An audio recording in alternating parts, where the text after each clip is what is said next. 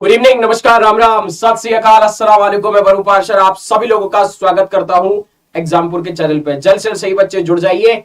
और सबसे पहले आप लोगों को यह बताना है कि आप सभी लोगों तक मेरी आवाज पहुंच रही है या नहीं पहुंच रही है। जल्द से बताएं, उसके बाद अपनी क्लास को आगे बढ़ाने वाले हैं।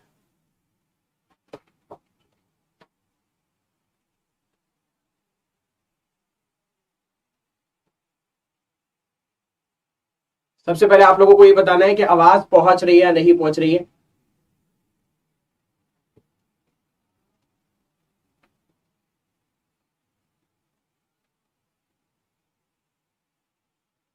ठीक है, गुड इवनिंग, गुड इवनिंग।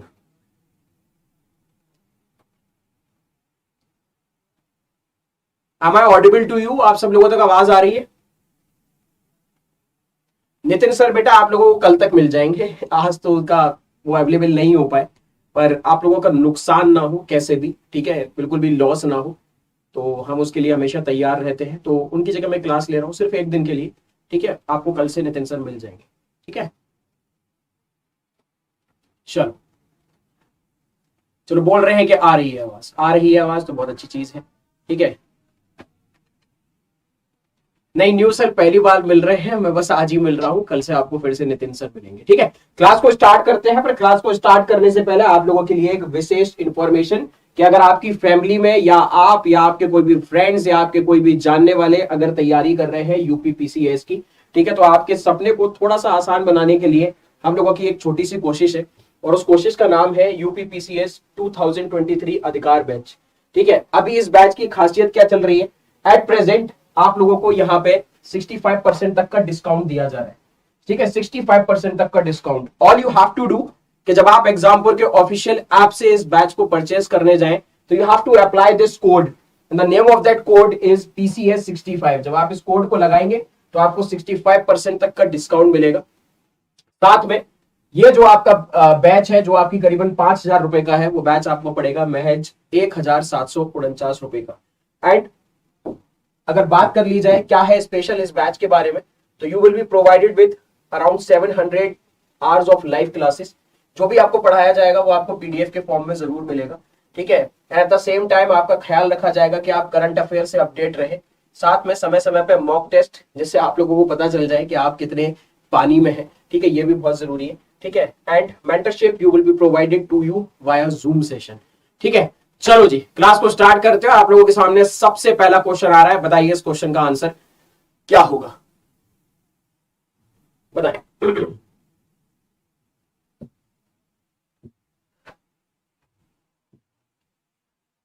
बताइए, राज्यसभा के सदस्य के रूप में चुने जाने के लिए किसी व्यक्ति की न्यूनतम आयु कितनी होनी चाहिए, यह आप लोगों से पूछा जाए। बताइए इस क्वेश्चन का आंसर क्या होगा। दैट विल बी 35 ईयर्स, 25 साल होगी, 30 साल होगी, या फिर वो 21 साल होगी। बताइए इसका आंसर। बहुत आसान सा क्वेश्चन है, मुझे लगता नहीं इसमें कोई ऐसा इशू होने वाला होगा, ठीक है। राज्यसभा के अगर आर्टिकल की बात की जाए तो इसके लिए एक बड़ी अच्छी सी ट्रिक है, आप लोगों ने पढ़ी भी होगी इस ट्रिक को। इसको हम सरला के नाम से जानते हैं। सा से आपका क्या हो जाएगा बेटा? संसद हो जाएगा। रा से क्या हो जाएगा? रा से हो जाएगा आपका राज्यसभा। और ला से क्या हो जाएगा? आपका लोकसभा। आप इसमें 3 आर्टिकल एक साथ लिख सकते हैं, 79, 80 और 81। ये आपके 3 आर्टिकल हो जाएंगे एक के बाद।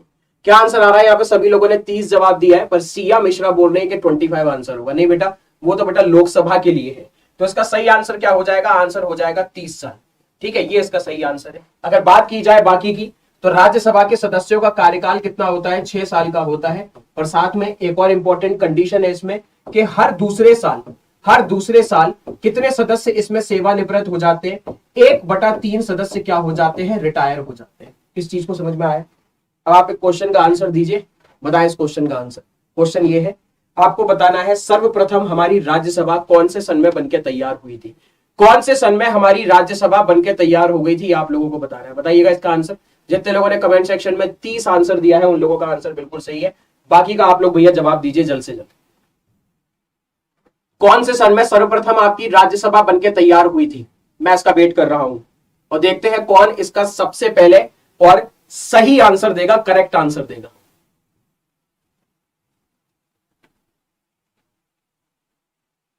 क्या बात है भाई, सिंह दीक्षा का आंसर आ चुका है सबसे पहले। रवि कुमार ने भी ये जवाब दिया है, बहुत ही बेहतरीन आंसर है कि 1952 में आपकी सर्वप्रथम राज्यसभा बनकर तैयार हो गई थी। इस चीज को याद रखें। साथ में एक अनुसूची भी पढ़ लेते हैं कि राज्यसभा में कितने राज्यों को कितनी सीटें मिलेंगी, वो कौन से अनुसूची में दिया गया है। भैया इसका आंसर और दे दो, फिर तो मजा ही आ जाना है कि कौन सी अनुसूची में यह दिया गया है कि किसी राज्यसभा में इतनी सीटें होंगी। मतलब राज्यसभा में अलग अलग राज्यों के लिए जो सीटों का आवंटन है वो आपका कौन से राज्य में, कौन से अनुसूची या कौन से शेड्यूल में दिया गया है, बताइए।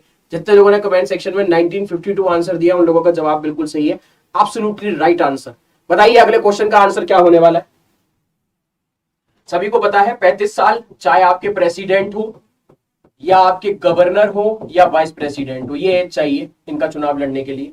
25 साल सभी लोग परिचित हैं, चाहे आपका लोकसभा हो या विधानसभा हो, इससे आप कर सकते हैं इनका, मतलब कम से कम जो एज चाहिए। 21 साल आपकी जो एज चाहिए वो किसकी है बेटा, वो पंचायत की है। तो पंचायत का चुनाव लड़ने के लिए कम से कम एज आपकी क्या होनी चाहिए, 21 साल होनी चाहिए। जितने लोगों ने कमेंट सेक्शन में बेटा 4th शेड्यूल लिखा है उन लोगों का आंसर सही है। चौथी नंबर की जो अनुसूची है उसमें यह दिया गया है कि किसी राज्य को राज्यसभा में कितनी सीटें मिलेंगी। 4th शेड्यूल इसका सही आंसर माना, 4th वन। बात समझ आ गई। नेक्स्ट क्वेश्चन की तरफ बढ़ते हैं, बताएं आंसर दीजिए इसका।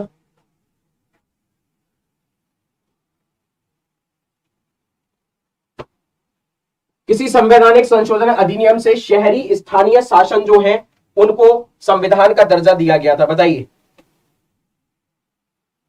क्या इसका आंसर होने वाला है।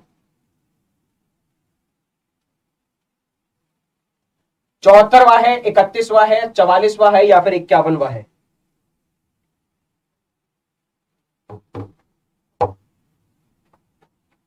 टू 243P से लेके 243ZG तक इसके आर्टिकल है।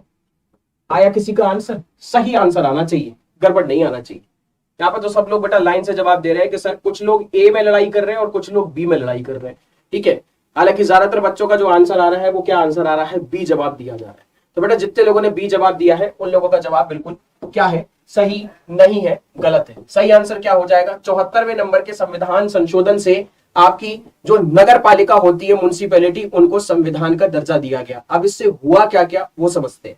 एक नया भाग जोड़ा गया, भाग 9A, आर्टिकल 243T से लेकर 243ZG तक एक नई अनुसूची जोड़ी गई, अनुसूची 12।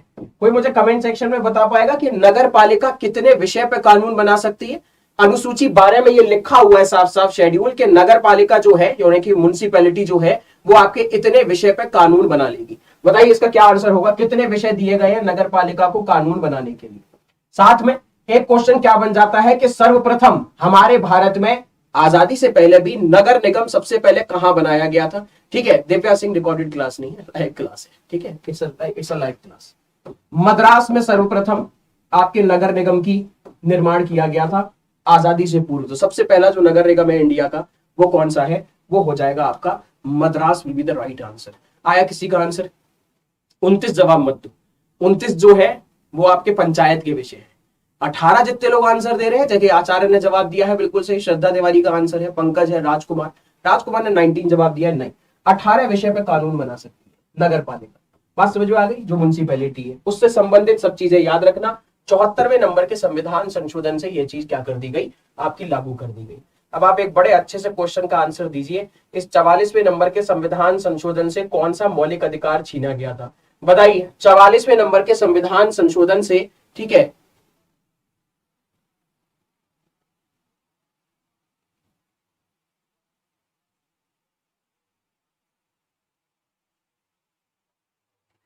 जवाब दीजिएगा इसका।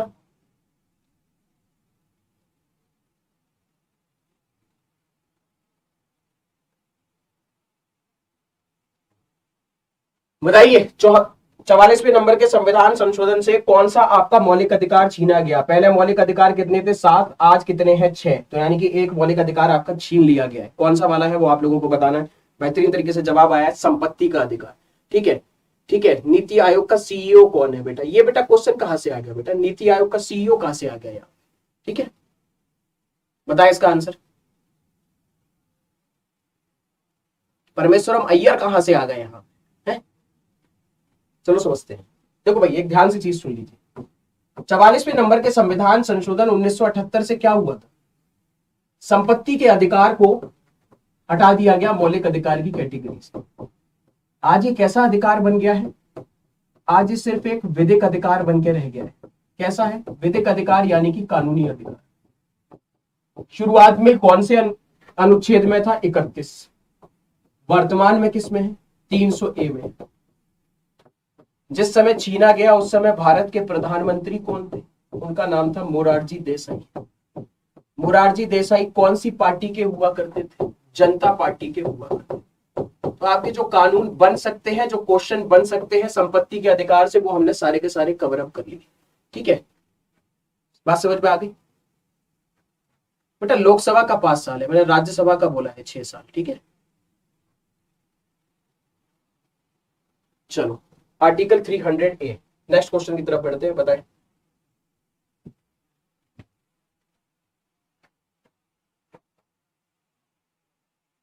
बताइए इस क्वेश्चन का आंसर क्या होगा? भारतीय संविधान का कौन सा अनुच्छेद बिना हथियार के शांतिपूर्ण रूप से एकत्रित होने के अधिकार से संबंधित है? ये आपसे पूछा जा रहा है। ठीक है, क्या वो आर्टिकल 19(1)D है? क्या वो आर्टिकल 19(1)C है, 19(1)A है, या फिर 19(1)B है? ये आप लोगों से पूछा जा रहा है। ठीक है, बहुत बढ़िया जवाब दिया है कौशल के, जो आप बोल रहे हैं कि मोरारजी देसाई पूरी आजादी के बाद पहले नॉन कांग्रेसी प्रधानमंत्री थे। बेहतर जवाब दिया है। ठीक है,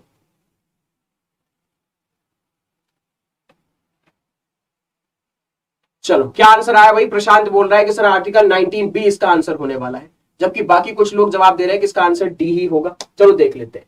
शांतिपूर्वक आपको एकत्रित होने का अधिकार किससे दिया है? सबसे पहले तो याद रखना आर्टिकल 19(1)A क्या कहता है? ये आपको बोलने की स्वतंत्रता देता है। किसकी?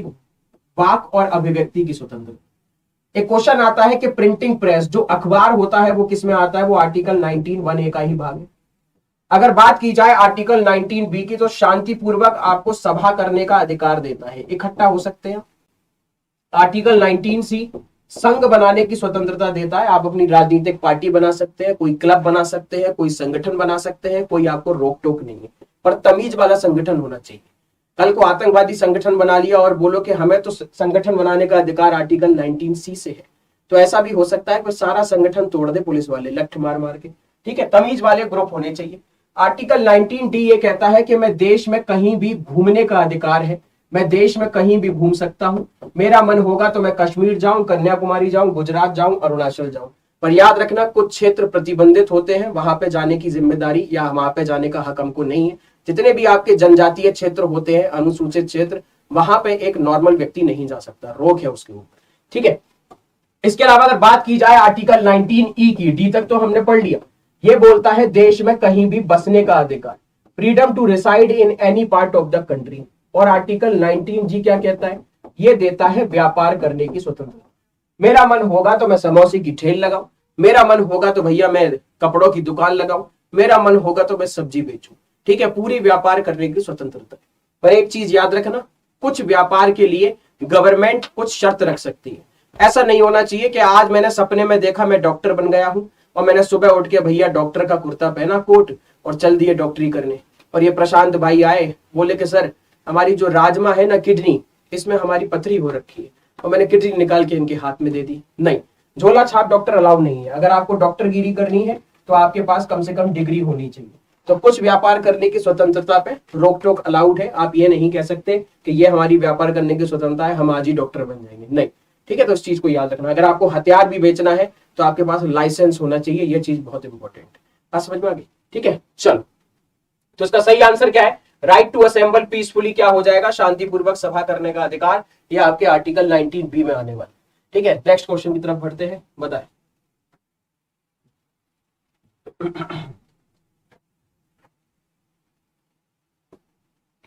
भारत के सर्वोच्च न्यायालय के जो न्यायाधीश हैं, मुख्य न्यायाधीश को मिलाकर, तो उनकी अधिकतम संख्या क्या हो सकती है? बताएं इसका आंसर।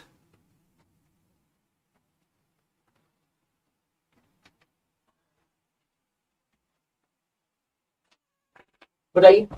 देखो भाई, सबसे पहली चीज, अगर आपसे यह पूछा जाए सर्वप्रथम आजादी से पहले कौन से कानून से भारत में सुप्रीम कोर्ट बना था? 1773। कानून का नाम पता होगा, रेगुलेटिंग एक्ट। तो इसी को ध्यान में रखते हुए हमारा सुप्रीम कोर्ट बन के आ गया था। कब? 1774 में। सुप्रीम कोर्ट बना कहाँ था? कोलकाता में बना था, या फिर मैं बोलूं कलकत्ता ज्यादा बेहतर रहेगा।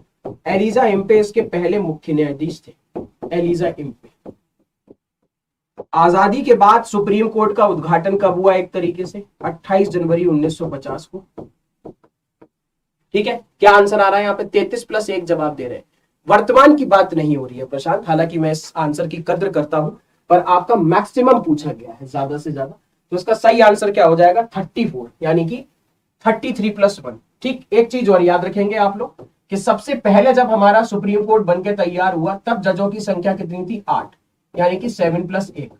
आजाद भारत के पहले मुख्य न्यायाधीश कौन थे? कमेंट सेक्शन में आप लोग बता दीजिए, आजाद भारत के सबसे पहले मुख्य न्यायाधीश कौन थे?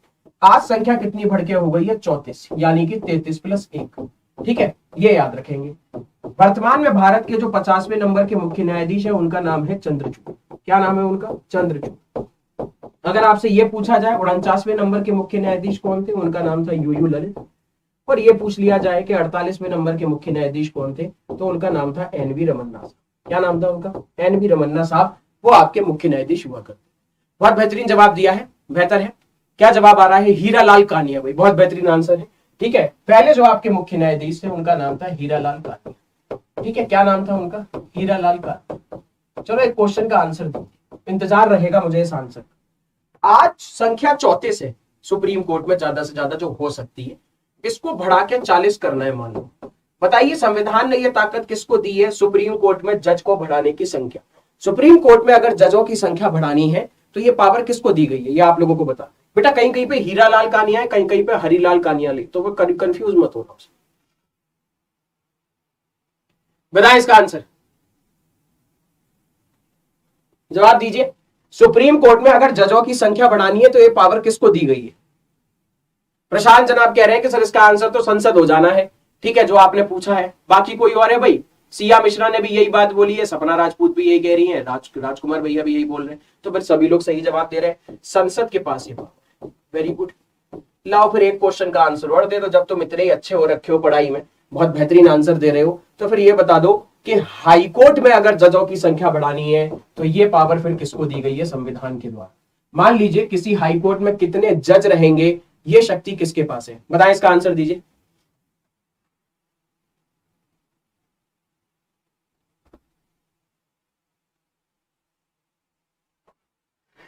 बताएं इसका आंसर।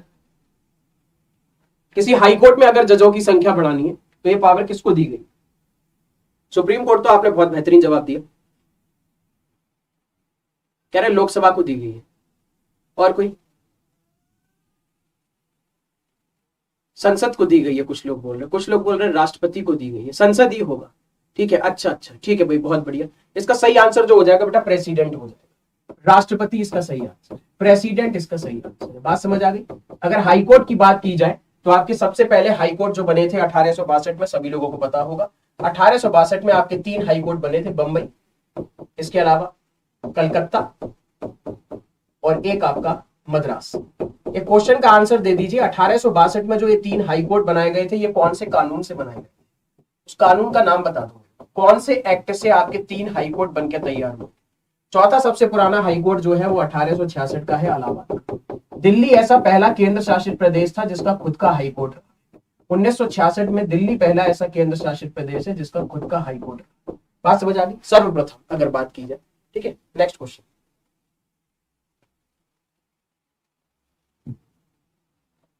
जवाब देंगे इसका? आया किसी का आंसर? गलत है सबका आंसर। 1773 सबका जवाब गलत है। बताए, किसी का भी आंसर सही नहीं है बेटा। 1773 से सुप्रीम कोर्ट बना था, मैंने हाई कोर्ट पूछे। क्या बात है भाई, सपना राजपूत भाई, बहुत बेहतरीन जवाब है। 1861 का जो कानून आया था, इंडियन काउंसिल एक्ट इसको बोला जाता है, उससे आपका ये बनके तैयार हुए थे 3 हाई कोर्ट। बेहतर जवाब है भाई, सुलभ शुक्ला, वेरी गुड आंसर है। 1861 का इंडियन काउंसिल एक्ट, उससे आपके ये 3 हाई कोर्ट बने थे। लौट के आ जाते क्वेश्चन पे। कौन सा ऐसा मामला था जिसमें सर्वोच्च न्यायालय ने 6 और 5 जज, मतलब 6 जज की मेजोरिटी थी, 5 एक तरफ थे, यह निर्धारित किया गया कि विधायिका के पास मौलिक अधिकारों को समाप्त या सीमित करने के लिए संविधान के भाग 3 के अनुसार अधिकार प्राप्त है। बताइए क्या आंसर आ रहा है भाई? यहाँ पे गोलकनाथ जवाब दिया जा रहा है। अभी तक सभी लोग जवाब दे रहे हैं कि इसका आंसर गोलकनाथ होने वाला है। ऐसा है क्या कुछ? चलो जी ठीक है भाई, जितने लोगों ने जवाब दिया है गोलकनाथ उन लोगों का जवाब बिल्कुल सही है। सी इसका सही आंसर रहने वाला है। बात समझ में आ गई? तो C will be the right answer. साथ में एक चीज याद रखें, गोलकनाथ में अब तक के इतिहास में दूसरी सबसे बड़ी बेंच बनी थी 11 जजों की। अगर बात की जाए भारत के इतिहास में आजादी के बाद सबसे बड़ी मतलब सबसे ज्यादा जज कौन से केस में रहे थे, तो उसका आंसर क्या हो जाएगा? केशवानंद भारती केस। ये केशवानंद भारती बनाम केरल राज्य जो है, इसका फैसला आया था 24 अप्रैल 1973 को। और इसमें कुल मिला के बेटा कितने जज थे? इसमें 13 जज हुआ करते थे। कितने हुआ करते थे? 13 जज हुआ करते थे। और अगर बात की जाए दूसरी जो आपको दिख रहा है गोलकनाथ वाला, इसमें बेटा 11 जज हुआ करते थे। बात समझ में आ गई? ठीक है, अब एक क्वेश्चन का आंसर आप लोगों को देना है, तो मुझे उम्मीद है कि आप लोग दे दोगे। जिस तरीके से आप इतनी अच्छी तरीके से जवाब दे रहे हैं, आप ये भी दे दोगे। आप लोगों को यह बताना है कि अगर संविधान से संबंधित कोई भी मामला चल रहा है, संविधान से संबंधित कोई मामला है, उस पर केस चल रहा है, तो आपको बताना है कम से कम कितने जज होने चाहिए उस पर फैसला सुनाने के लिए। बताइए कम से कम कितने जज होने चाहिए अगर संविधान से संबंधित कोई भी मामला चल रहा है? बताएं इसका आंसर। संविधान से संबंधित अगर कोई मामला है जो कि कोर्ट में चल रहा है, तो उसमें कम से कम कितने जजों की संख्या होना अनिवार्य है? इतने तो रहेंगे ही रहेंगे। बताओ भाई इसका आंसर।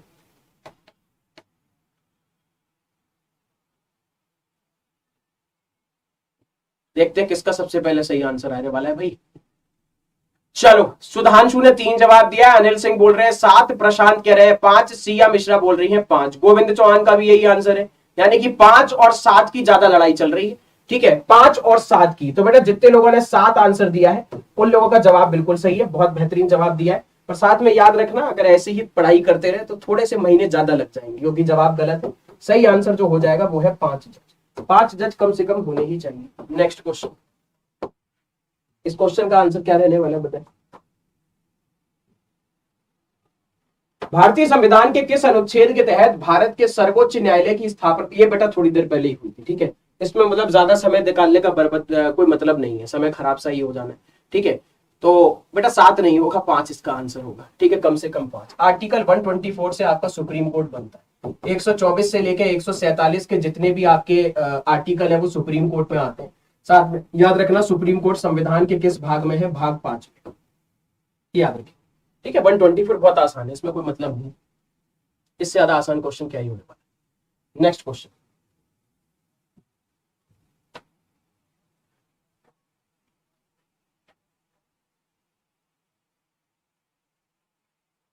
छह से 14 वर्ष तक की आयु के सभी बच्चों को निःशुल्क और अनिवार्य शिक्षा के मौलिक अधिकार को भारत के संविधान में वर्ष में प्रस्तावित किया गया था। मतलब आपसे बेसिकली पूछा जा रहा है कि जो आपका मौलिक अधिकार बनाता है, शिक्षा का अधिकार, वो किस सन में बनके तैयार हुआ? ये आपसे पूछा जा रहा है। 1995 था, 1998 था, 2002 था, या फिर सन 2000 था? ठीक है, 214 हाई कोर्ट बेहतर जवाब है दीपक शर्मा।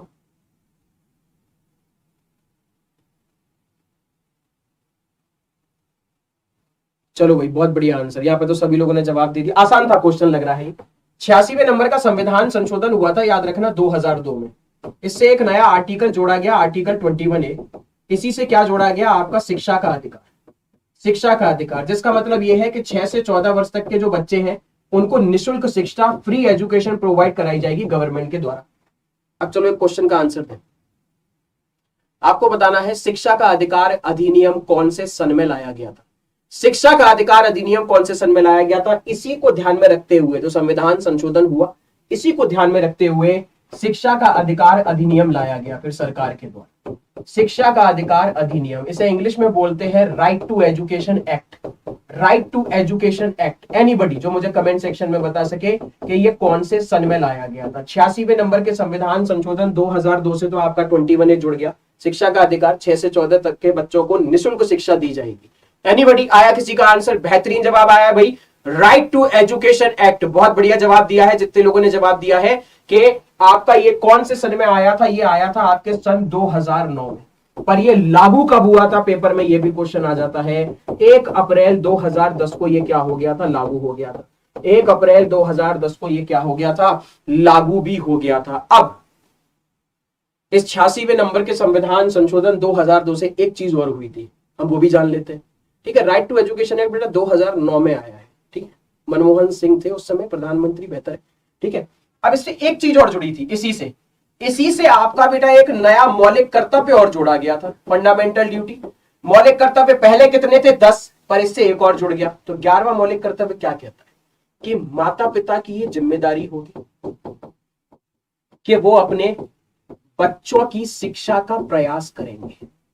ये माता पिता का कर्तव्य होगा कि वो अपने बच्चों की शिक्षा का प्रयास करेंगे। अब आप एक चीज सुन ले जरा ध्यान से, सरकार खुद कह रही है हम 6 से 14 साल तक के बच्चों को फ्री में पढ़ाएंगे, पर पढ़ेगा तो बच्चा तभी ना जब बच्चा स्कूल में आएगा। अब सरकार ऐसी तो नहीं है ना कि घर में किसी के घुस जाए, माता करी इधर पिता किया इधर, बच्चे को घसीट के बाहर ला रहे चल पढ़ाई कर।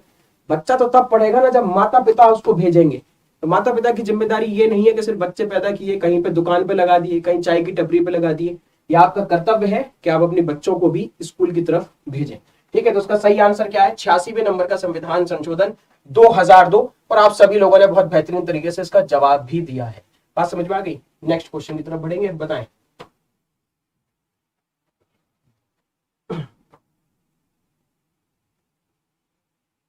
अगला क्वेश्चन, भारतीय संविधान के निम्नलिखित अनुच्छेदों में से कौन सा अनुच्छेद राष्ट्रपति चुनाव की प्रक्रिया की बात करता है?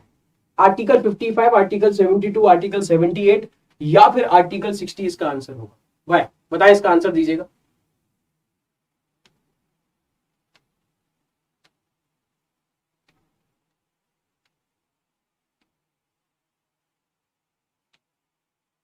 चलो क्या आंसर आ रहा है भाई? चलो 55, कुछ लोग 72 जवाब दे रहे हैं। समझते हैं। सबसे पहली चीज, आर्टिकल 72 राष्ट्रपति की क्षमादान शक्ति, फांसी को माफ करने की और भी दंड को माफ करने की। आर्टिकल 78 ये क्या करता है? ये प्रधानमंत्री के कर्तव्य बताता है, duties of the prime minister. अगर बात की जाए आर्टिकल 60 की, तो राष्ट्रपति की इसमें शपथ दी गई, ओथ। आर्टिकल 55 बताता है कि क्या प्रक्रिया से राष्ट्रपति के चुनाव की जो प्रक्रिया होगी वो फॉलो की जाए। याद रखें, राष्ट्रपति के चुनाव में कौन कौन से लोग भाग लेते हैं?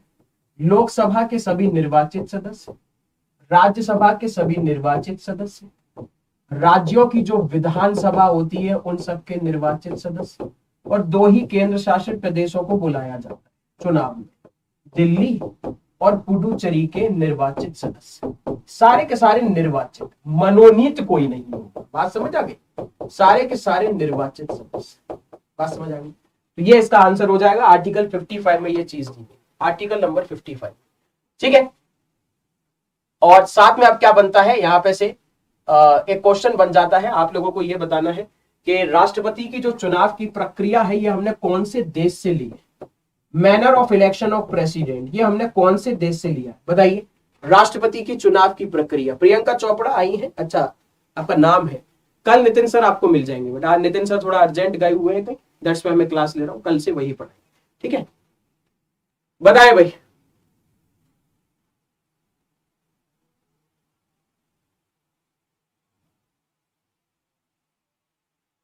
सत्तरवें संशोधन 1992, यूएसए भाई, बहुत बढ़िया भाई। अमेरिका जवाब आ रहा है कि अमेरिका से लिया गया है, राष्ट्रपति की चुनाव की जो प्रक्रिया है वो अमेरिका से ली गई है। बेटा बहुत ही बेहतरीन जवाब है भाई, मजा आ गया भाई, वेरी गुड भाई, वेरी गुड भाई, बहुत बढ़िया, वेरी गुड। चलो भाई, जितने लोगों ने जवाब दिया बेटा यूएसए, आपको जान के बेटा बड़ी खुशी होगी कि आप लोगों का जवाब बिल्कुल सही नहीं है, गलत है। इसका सही आंसर जो हो जाएगा बेटा आयरलैंड है। आयरलैंड से लिया गया है, राष्ट्रपति के चुनाव की जो प्रक्रिया है वो आयरलैंड से ली गई है। इस चीज को याद रखें, इंपॉर्टेंट है, आई जाती है चीजें पेपर में। नेक्स्ट क्वेश्चन की तरफ बढ़ते हैं, ठीक है। देखो बेटा, इस चीज पे हम समय खराब नहीं करेंगे, इसको थोड़ी देर पहले मैंने अच्छे से समझा दिया है कि जो आपको निःशुल्क शिक्षा दी जाती है वो किसके द्वारा दी जाएगी। वो आपका 86वें नंबर का संविधान संशोधन था, कौन से सन में हुआ था? 2002 में, थोड़ी देर पहले पढ़ा है। तो 6 से 14 वर्ष तक की जो आपकी है, बात समझ आ गई, ठीक है। नेक्स्ट वाले पर चलेंगे, ठीक। चुनाव से संबंधित विवाद सुप्रीम कोर्ट निपटाएगा, ठीक है जी, ये भी मान लेते हैं।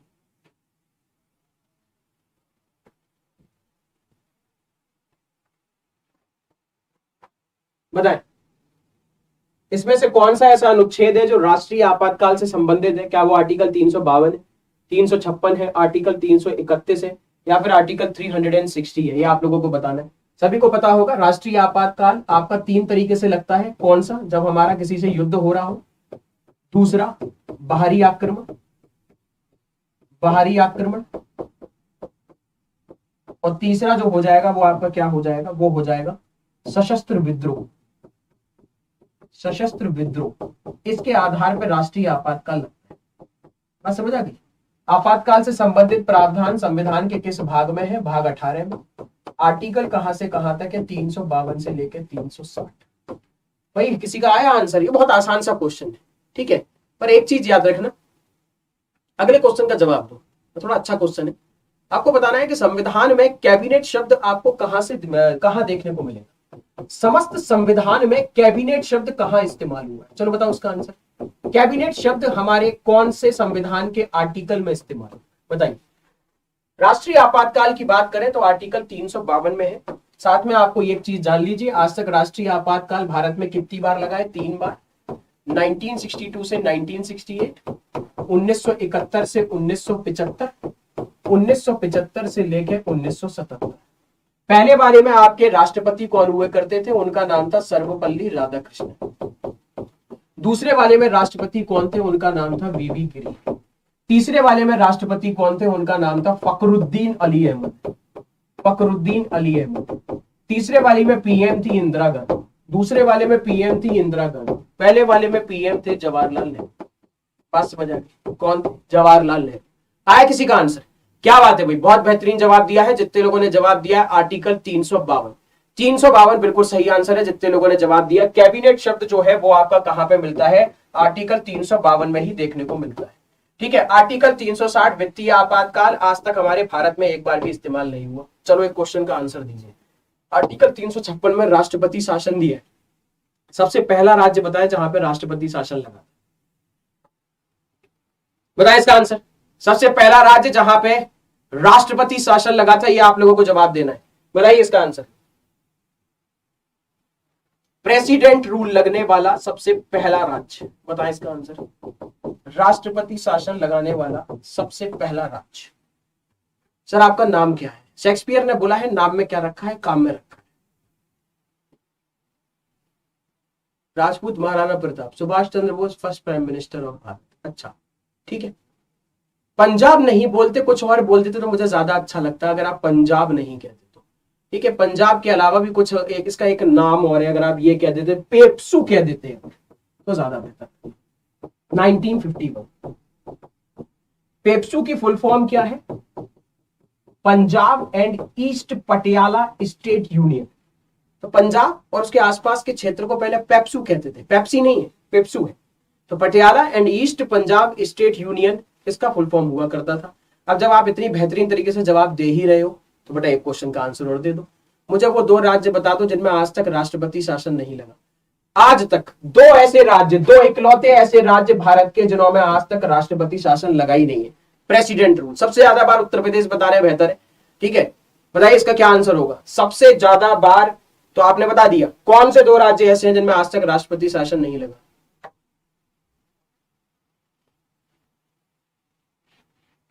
नहीं अमन सिंह बेटा, जो पढ़ा रहे हैं वो उनको पढ़ा लें, ऐसे अच्छा नहीं लगता।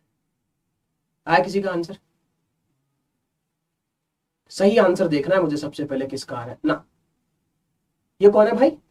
सूरज गुप्ता। नेपाल इंडिया में है, बहुत बढ़िया। नेपाल भारत का राज्य है, बहुत बढ़िया। चाहता तो मैं भी ये हूं, गुजर दो नेपाल को भारत में, पर ये गलत हो जाए, ठीक है।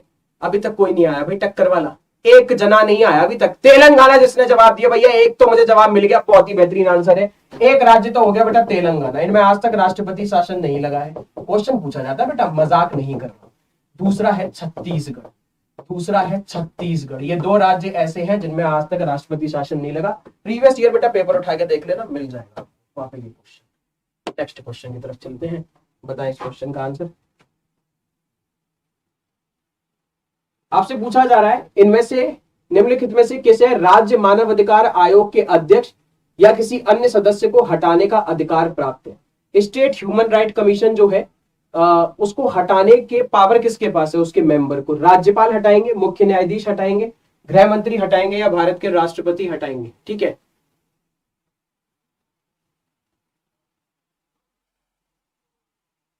यूपी में बेटा 10 बार लगा है, अब आप एक एक बार कैसे पूछ सकते हैं?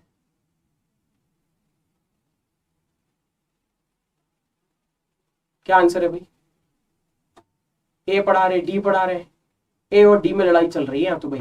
देख लेते हैं भाई, तेलंगाना 2 जून 2014 बता रहे हैं, ए और डी में लड़ाई चल रही है। तो बेटा जितने लोगों ने जवाब दिया है, क्या पूछा गया? Power to remove the chairperson. बहुत बढ़िया जवाब बेटा। गवर्नर वाले जितने लोग जवाब दे सकते हैं बेटा, बहुत अच्छा जवाब है।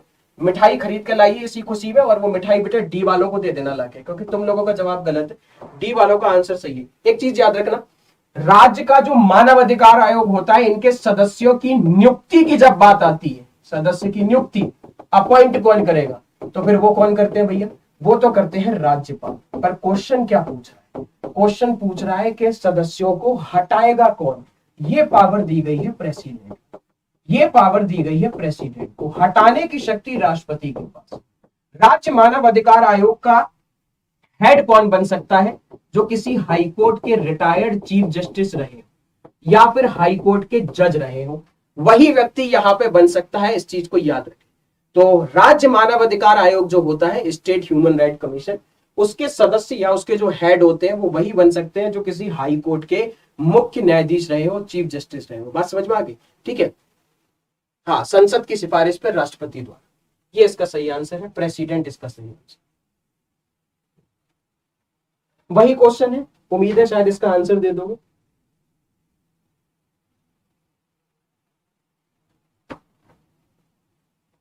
राज्य लोक सेवा आयोग के अध्यक्ष और अन्य सदस्यों की नियुक्ति कौन करता है? Who appoints the chairman and other members of the state public service commission?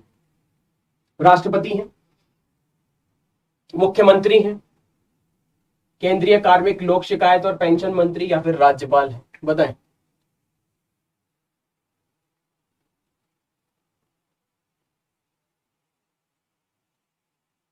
जिला जज की ज्यादातर शक्ति जो बेटा होती है वो किसके हाथ में होती है? राज्यपाल के हाथ में होती है। बताएं, इसका आंसर दीजिएगा जल्द से जल्द। क्या रहेगा इसका आंसर भैया? जवाब आ रहा है यहाँ पे डी जवाब दे रहे हो, कुछ लोगों ने ए जवाब दिया है। चलो देखते हैं। देखो भैया, जो आपका स्टेट पब्लिक सर्विस कमीशन होता है, जैसे यूपी पीएससी, छत्तीसगढ़ पीएससी हो गया, एमपी पीएससी हो गया, बिहार पीएससी हो गया, यहाँ के जो सदस्य होते हैं, इन सदस्यों की सबकी नियुक्ति कौन करते हैं?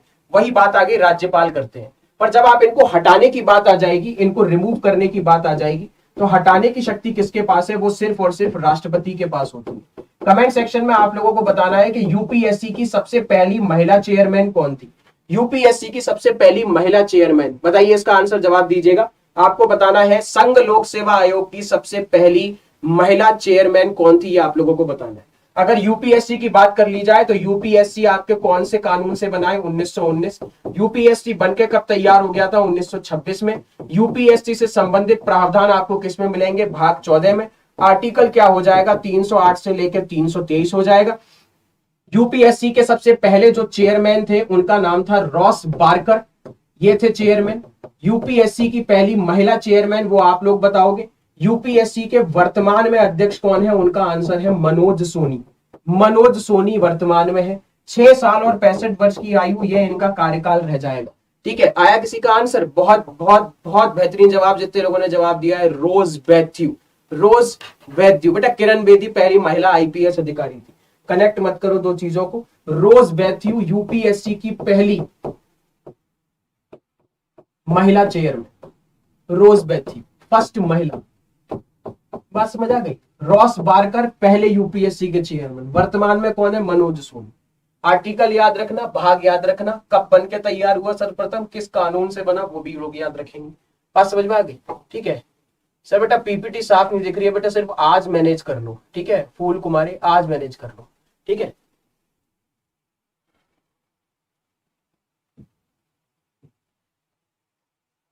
इसका जवाब देंगे। हरिहर और बुक्का जो भाई थे, उन्होंने किस वर्ष में विजयनगर साम्राज्य की स्थापना करी थी? ये थोड़ा सा क्वेश्चन बेटा हिस्ट्री का आ गया है, क्योंकि ये एक पेपर से निकाला है, जो आपके प्रीवियस ईयर पेपर थे उनमें से ही ये क्वेश्चन है। तो एक गलती हो गई होगी टाइप से, पर कोई नहीं, आप हिस्ट्री का रिवीजन कर सकते हैं। ठीक है, बताइए इसका आंसर। हाँ, रोज बैथ्यू थी सबसे पहली महिला जो थी। बेहतर जवाब, बेहतर है प्रिंसेस राठौर। सी जवाब आया है 1336। अनुज राणा कह रहे हैं कि ए आंसर है। कुछ लोगों ने बेटा बी जवाब दे दिया है। चलो भैया, सी वाले जितने लोग हैं बेटा उन लोगों का आंसर गलत है, और बी जितने लोगों ने बेटा आंसर दिया उन लोगों का जवाब भी गलत है। इसका सही आंसर क्या है? 1336। याद रखेंगे, जब उत्तर भारत में मोहम्मद बिन तुगलक का शासन था तो दक्षिण भारत में दो साम्राज्य का उदय हुआ। 1336 विजयनगर किसके द्वारा? हरियर और बुक्का का क्वेश्चन में लिखा हुआ है शायद। एक मुसलमान वंश की शुरुआत हुई थी 1347 में, इसे हम बहामनी साम्राज्य कहते हैं। क्या? बहामनी साम्राज्य। और बहामनी साम्राज्य किसने बनाया था? वो थे हसन गंगू। किसके द्वारा? हसन गंगू। विजयनगर साम्राज्य के सबसे महानतम शासकों में से एक, उनका नाम था कृष्णदेव राय। कृष्णदेव राय। कमेंट सेक्शन में आप लोगों को बताना है कृष्णदेव राय के यहाँ पे 8 बड़े और महान लोग रहते थे, उनको क्या बोला जाता था? बताइए। विजयनगर साम्राज्य, जिनको खुद ये बोला था बाबर ने कि विजयनगर साम्राज्य के कृष्णदेव राय सबसे शक्तिशाली राजाओं में से एक है, तो ये कृष्णदेव राय के यहाँ कुछ 8 महान लोग रहते थे। आपको बताना है उन 8 महान लोगों को क्या बोला गया है। बताइए इसका आंसर, बताएं इसका आंसर। देखते हैं किसका आंसर सबसे पहले सही आएगा।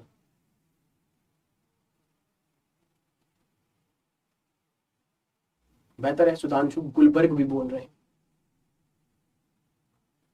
बहुत बढ़िया। कौन है ये? उदय यादव, गोविंद चौहान, बहुत बढ़िया भाई। रवि कुमार, अष्टदिग्गज। अष्टदिग्गज, बहुत बढ़िया जवाब दिया। अष्टदिग्गज। अष्ट प्रधान की बात कर ली जाए तो फिर वो बेटा हो जाएंगे शिवाजी महाराज। अष्ट प्रधान शिवाजी महाराज, छत्रपति शिवाजी महाराज। नवरत्न की बात कर लिया जाए, सबको पता है, इसमें बताने का है नहीं कुछ। अकबर। बढ़ जाते हैं। आपको बताना है कि हमारे देश में सर्वोच्च क्या है? क्या चीज है जो सर्वोच्च है? उच्चतम न्यायालय है, संसद है, प्रधानमंत्री है, या फिर संविधान है?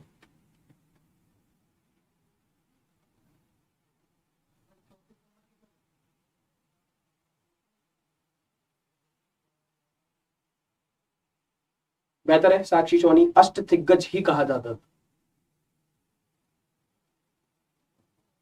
कह रहे हैं कि संसद सबसे ऊपर है। ए जवाब आ रहा है लोगों का। उच्चतम न्यायालय सबसे ऊपर है। बेहतर जवाब दे रहे हैं, ठीक है, बहुत बढ़िया। तो कुछ लोग संसद दे रहे हैं और कुछ लोग बेटा दे रहे हैं कि इसका आंसर क्या हो जाएगा? उच्चतम न्यायालय। आंसर इसी में से है बेटा। या तो आंसर आपका होगा, क्या होगा? उच्चतम न्यायालय होगा, या फिर आंसर होगा संसद। इसी में से होगा। और कोई भाई? चलो, कभी कभी मजाक कर लेना चाहिए। तो जितने लोगों ने बेटा सुप्रीम कोर्ट जवाब दिया उनका जवाब तो गलत है, और संसद जितने लोगों ने जवाब दिया है जवाब उनका भी गलत है। इसका सही आंसर जो हो जाएगा बेटा संविधान। संविधान से ऊपर बेटा क्या है? संविधान के अंदर ही तो लिखा हुआ है कि सुप्रीम कोर्ट के पास कितनी पावर होंगी, संसद के पास कितनी पावर होंगी। थोड़ा सा मजाक करते रहना चाहिए। जवाब गलत है, डी इसका सही आंसर होगा। संविधान ही सबसे ऊपर। Next question.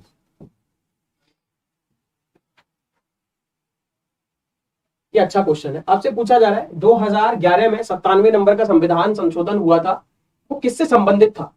कृषि और पशुपालन, सहकारी समिति को बढ़ावा देना, कुटीर उद्योग को बढ़ावा देना, या फिर पर्यावरण की रक्षा और सुधार करना? बताइए।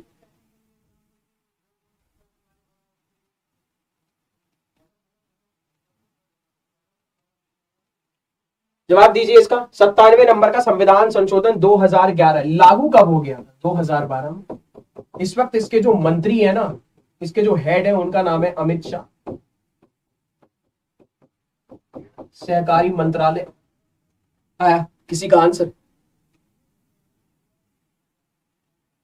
चलो, क्या आंसर आया? कुछ लोग बी जवाब दे रहे हैं और कुछ लोग डी। ज्यादातर बच्चों ने बी ही जवाब दिया, बिल्कुल सही है। 97 नंबर का संविधान संशोधन 2011, सहकारी समिति को बढ़ावा देना, कोऑपरेटिव सोसाइटी। साथ में याद रखेंगे इससे हुआ क्या क्या। 97 नंबर के संविधान संशोधन 2011 से हुआ क्या क्या वो जान लो। एक नया भाग जोड़ा गया, भाग 9B। नए आर्टिकल 243Z(H) से लेके 243Z(T) जोड़े गए। एक नया आर्टिकल राज्य के नीति निर्देशक तत्व में जोड़ा गया, आर्टिकल 43B, बढ़ावा देना। कोऑपरेटिव सोसाइटी बेटा एक ऐसे लोगों का समूह होता है जो आर्थिक रूप से बहुत ज्यादा स्ट्रांग नहीं होते, कमजोर होते हैं। ये आपस में मिलकर छोटा मोटा बिजनेस शुरू करते हैं। अगर बिजनेस चल जाती है तो फिर तो आपको पता है, अमूल कंपनी एक सहकारी समिति है। अगर आप लोगों ने एक पापड़ का नाम सुना हो, लिज्जत पापड़ पहले आता था, आज भी बहुत बिकता है, आप मार्केट में लेने जाओगे सबसे महंगा वही है। महाराष्ट्र की कुछ महिलाओं ने शुरू किया था पापड़, उनको बड़ा पसंद करने लगे लोग कि इनका बड़ा अच्छा स्वाद है, तो धीमे धीमे धीमे करके वो कंपनी खोली और आज वो करीबन मेरे ख्याल से शायद 500-600 करोड़ की कंपनी हो चुकी है और ज्यादातर महिलाओं को ही इसमें नौकरी दी जाती है। ठीक है, तो चाहे लिज्जत पापड़ हो गया या फिर आप अमूल हो गया, ये सब आपके कौन हो जाएंगे, सहकारी समिति के एग्जाम्पल हो जाएंगे। ठीक है, तो ये भी आप लोग याद रखें। ठीक, क्वेश्चन का आंसर दें, पर्यावरण की सुरक्षा करना डीपीएसपी के कौन से आर्टिकल में दिया गया है? राज्य के नीति निर्देशक तत्व के कौन से अनुच्छेद में दिया गया है पर्यावरण की सुरक्षा करना? बताएं, इसका आंसर दीजिए।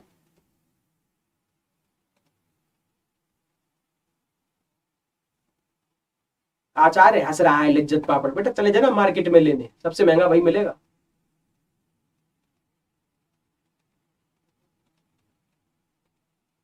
फोर्टी सेवन ए बोला है सुधांशु ने, अच्छा जी भाई, बहुत सही। 47 ए, कुछ लोग 48 बोल रहे हैं, बहुत बढ़िया जवाब दिया है। 47 और 48 लड़ाई तो इसी में चल रही है, कुछ लोग 48 ए भी लिख रहे हैं। बेटा 47 में आपका दिया गया है गाय के कटने पर रोक, गौवध को रोकना, तो 47 में। तो जितने लोगों ने बेटा 48 आंसर दिया उन लोगों का जवाब बेटा बहुत बढ़िया है।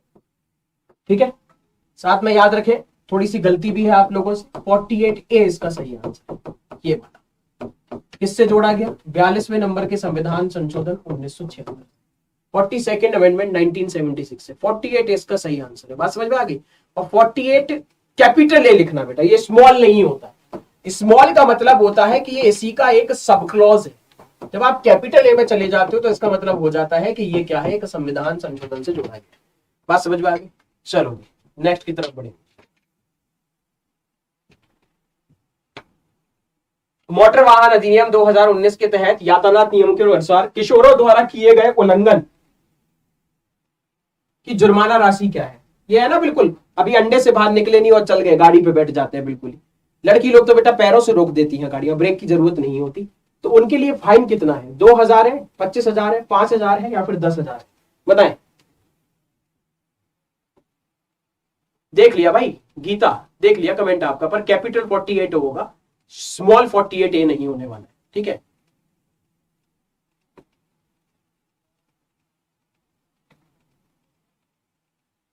क्या आंसर है? 5,000। 5,000। देखो भैया, तुम लोग मेरी क्लास में पहली बार आए हो, तो एक चीज है मेरी जो हमेशा रहता है, मैं जब कहीं और पढ़ाता हूँ एग्जाम पे, तो मेरा एक क्वेश्चन बेटा होमवर्क का रहता है। तो जब ये क्लास खत्म हो जाए अच्छे से पढ़ाई करना और फिर मुझे ऑफलाइन में बताना कि क्या होगा। 5,000 गलत है, इतना बता दे रहा हूँ। 5,000 लिख रहा हूँ सब, वो गलत है। तो आप लोगों का बेटा ये होमवर्क हो गया, आप अच्छे से पढ़िए, फिर ऑफलाइन में कमेंट करके बताइएगा कि क्या फाइन रहना चाहिए। बात समझ में आ गई? ठीक है, नेक्स्ट क्वेश्चन।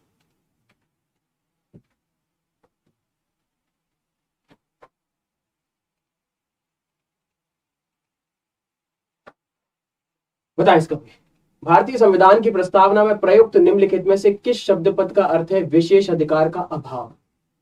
क्या समानता का मतलब ये निकल के आता है, बंधुत्व का मतलब ये निकल के आता है, स्वतंत्रता का मतलब निकल के ये आता है, या संप्रभुता का मतलब निकल के ये आता है? ठीक है, बताएं।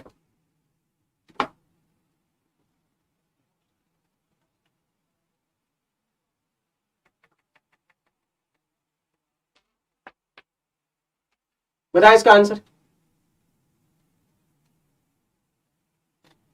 चलो क्या आंसर आ रहा है यहाँ पे? सोवरेनिटी। साक्षी सोनी बेटा तुम्हारा ये जवाब सुन के बिल्कुल क्या करें, आजादी ने भी आत्महत्या करने की सोच ली है। सोवरेनिटी का मतलब होता है बेटा कि भारत एक आजाद देश है, आजाद देश है, हम किसी के गुलाम नहीं है, तो ये तो हो नहीं सकता। समानता का मतलब ही बेटा यही होगा ना, इक्वलिटी। इक्वलिटी मतलब क्या है? समान, किसी को भी विशेष अधिकार नहीं है, हमारे देश में सभी लोग समान समझे जाएंगे, इक्वलिटी।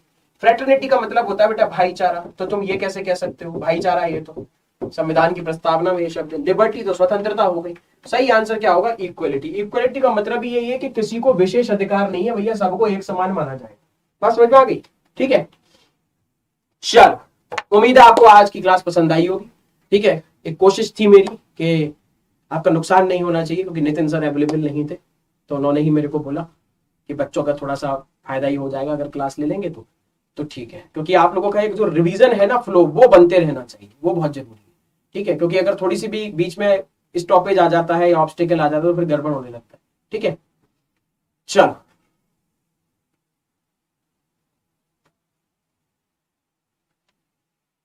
म्यूट कर।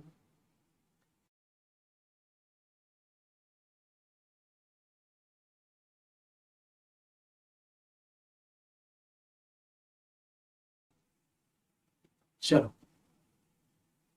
ठीक है,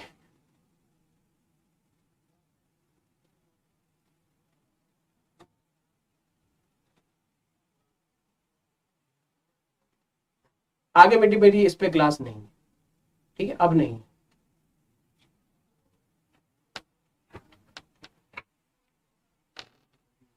चलो भाई, बहुत बहुत शुक्रिया भाई, इतना सारा प्यार देने के लिए कमेंट सेक्शन में, इतना सारा सपोर्ट देने के लिए, ये बहुत ज्यादा जरूरी है।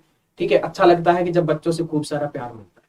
ठीक है जी, तो मेरी तरफ से आपको गुड विशेष है, हमें राही प्यार के, फिर मिलेंगे चलते चलते, कभी ना कभी मिल ही जाएंगे किसी ना किसी एग्जाम्पल के चैनल पे। तो बाकी तो आपको कल से नितिन सर मिलने ही वाले हैं। तो सब लोग अपना ख्याल रखिएगा, मन लगा के पढ़ाई करते रहिएगा। ठीक है, थैंक यू एवरीवन। जय हिंद, जय भारत, जय एग्जामपुर, करवे जय एग्जामपुर।